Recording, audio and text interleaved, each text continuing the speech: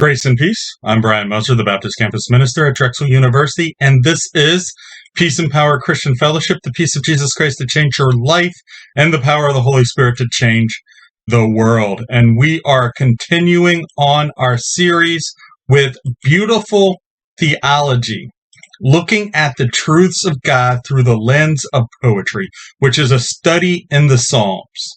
And this week, we will be looking at what is classified as a wisdom psalm, Psalm 19, and we will be examining Psalm 19 fairly deeply.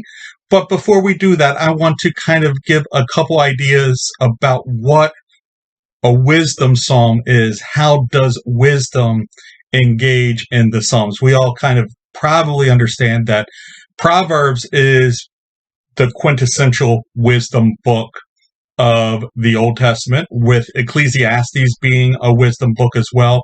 Song of Solomon kind of falling into that category, and even Job could be used in that place as well. Psalms, although not entirely wisdom psalms, does have certain psalms that are classified as wisdom psalms, and Psalm 119 is one of those.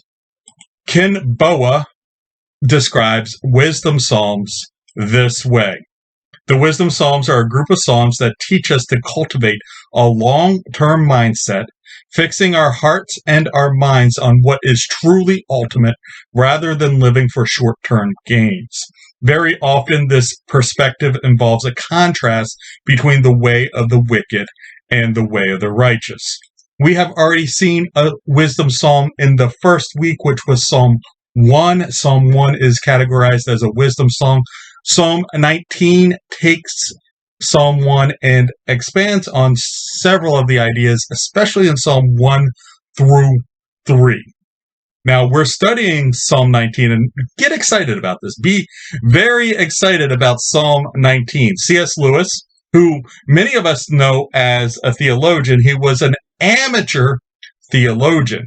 What his career was, what he did for a living, what people actually paid him to do, is he was a literary critic. And as a literary critic, he talks about Psalm 19 as the greatest poem in the Psalter and one of the greatest lyrics in the world. That's pretty high praise from somebody whose job, somebody who was an expert in literature, literary style, in the English language, in how poems are constructed, and he loved and gave this high praise to Psalm 19. So be excited as we expand on Psalm 19. We're going to take it in 3 sections. We're going to do section 1 through 6, then section 7 through 11, and then we'll repeat verse 11 in the third section and go, the third section will be 11 through 14.